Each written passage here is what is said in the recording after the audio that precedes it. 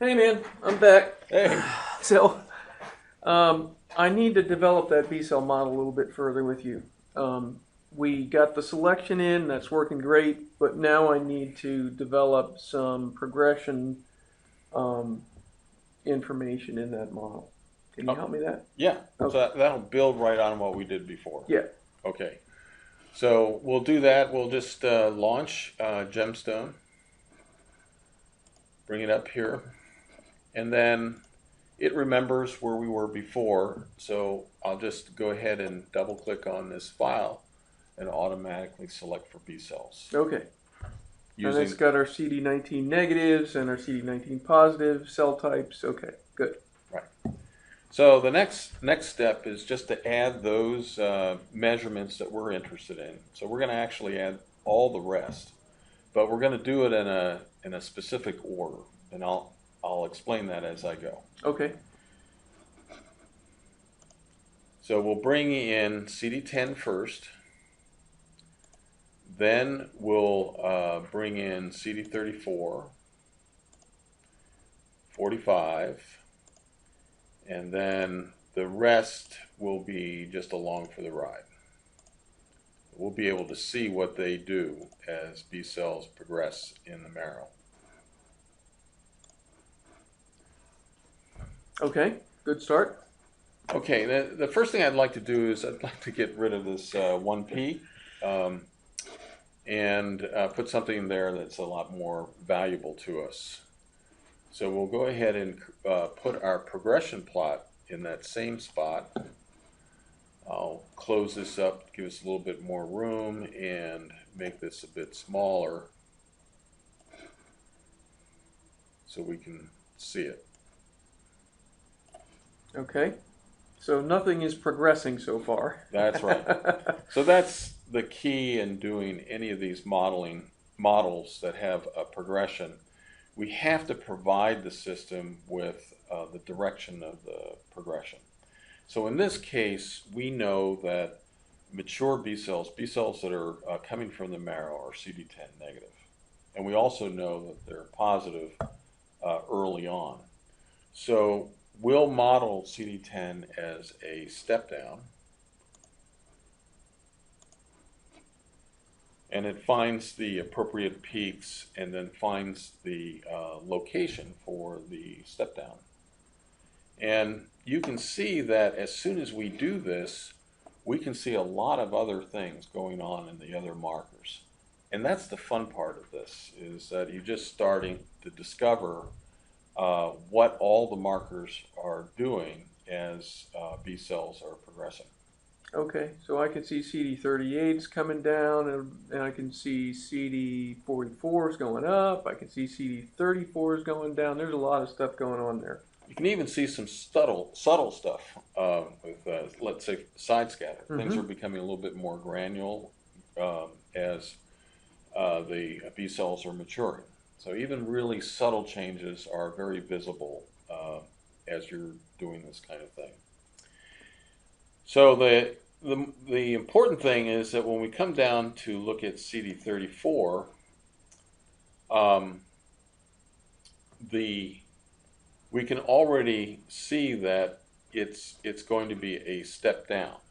We can see that here where it's coming down, Mm-hmm. and we can also see it here. And normally what we do before we start stratifying, like I am, is since B cells are usually a relatively small fraction of the marrow, we really want to enrich the system so it has every event in the whole file. And to do that, we click on Enrich Data. So normally we do that right away, but Okay. it's no big deal. Um, so we'll now go ahead and we know that CD34 down regulates, so we'll go ahead and choose that. Okay, and it only gave us one choice there, the professor had that Yep, time. that's right. It's looked at the pattern and it's suggesting highly that you go ahead and model that as a step down. Okay. Um, and then we'll move down to CD45. And I think you can see now that we've added CD34, there's even more information being provided as to what all the other markers are doing. Some things are dramatic, and some things are really subtle, like a little subtle increase in CD38, subtle decrease in side scatter, and so on. Mm-hmm. So we can see that 45 comes up in 3 levels. And so we go ahead and model that.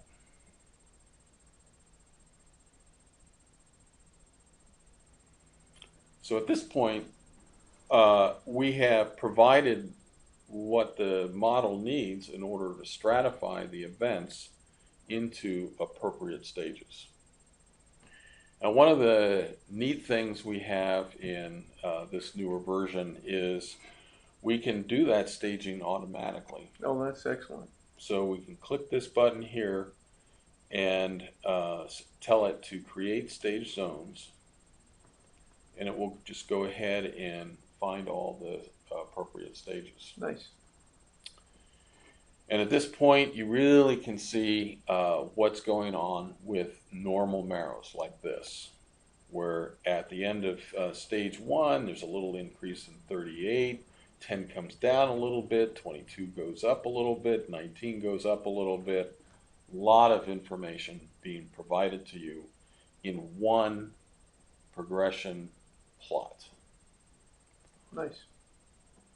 So at this point, we're done with this model, well, almost done, and we'll go ahead and create another template model.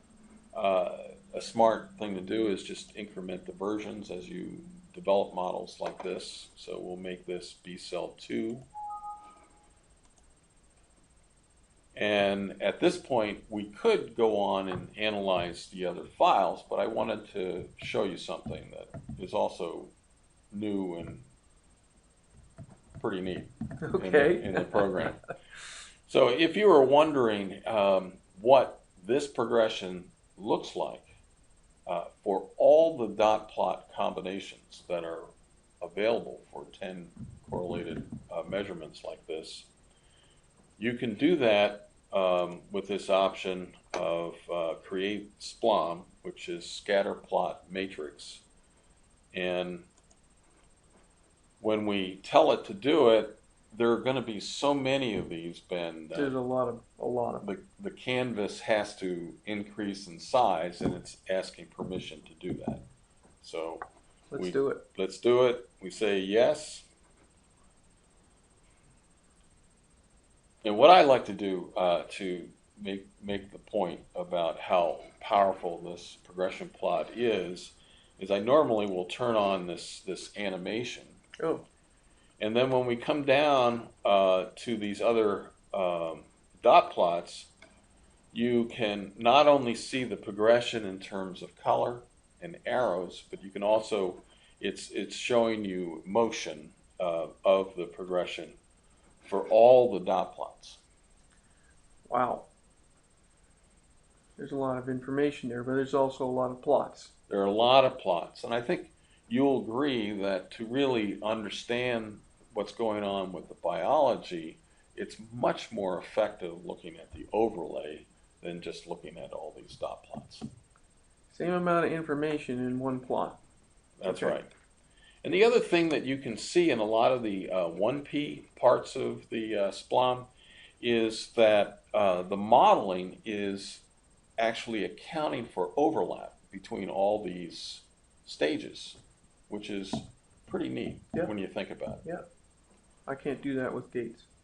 You can. So let's go ahead and take a look at what happens now when we analyze another file with this new template. I have to tell it to use the new template, so it's just like what we did before. We come down to level 2, and instead of it using the first template, we'll have it use the second one.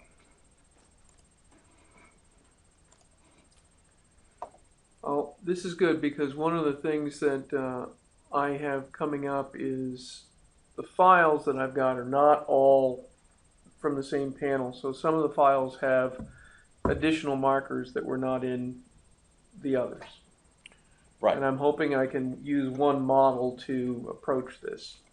Okay? So the way you do this is, let's just go ahead and have it automatically analyze the next file, Okay. which is going to have the CD10, 34, and CD45. So it's going to be able to do all the staging. It's got CD19 as well. So it'll be able to do selection and staging, but it's got some other markers in it as well. And I'll show you how you can add this information to your model so that one model can analyze either one of those files. Excellent. So we'll go ahead and we'll just analyze the second file here. So I notice CD22 is sort of dimmed out there. Does that mean it's not in this file? That's correct. Okay. That's correct. So you can see that 22 is not in the file, 44 isn't in this file, or 304 is not in the file. So that's what it does. Is if it's not there, it just inactivates that part of the model, and it doesn't hurt anything, as long as it's not one of the primary staging markers. Yeah. So we'll close this up to give us a little bit more room.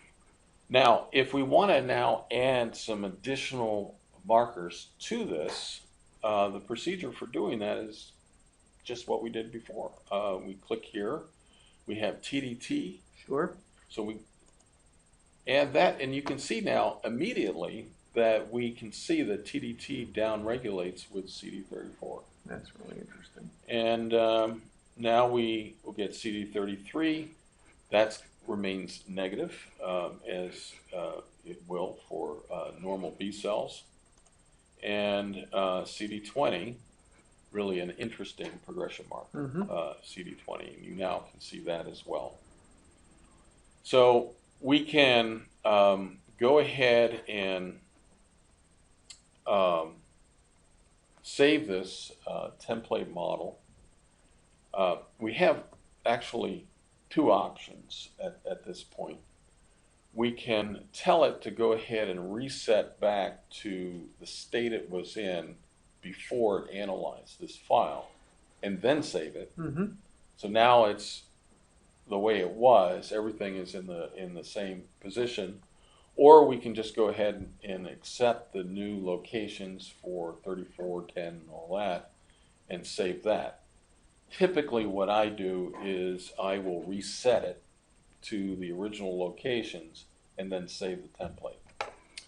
To do that, we click File, we say Reset Document. Now all these CDPs are now back to where they were, and we can now save template and choose B cell 3, replace it, and at this point you now have a model that embraces markers from both of those panels. Oh, that's fantastic. So we can go and use this new model and analyze yet another file. Yet another file. Okay. You know. And really, all that we're setting the model up for in terms of these expression profiles is CD19 side scatter, CD22 for selection, and then CD10, 34, and 45 for the progression. Everything else, we're just seeing how they relate to the defined profiles. Right. So once you have these primary staging markers set up in the model, you then, no matter what marker you're looking at, it'll just show you what it does as a function of progression, which from an exploratory point of view is really powerful. Yeah, that's great. So that's really it, Ben. That's how you add markers to the selection model and how you stage the system. Perfect. Thanks, man. Okay.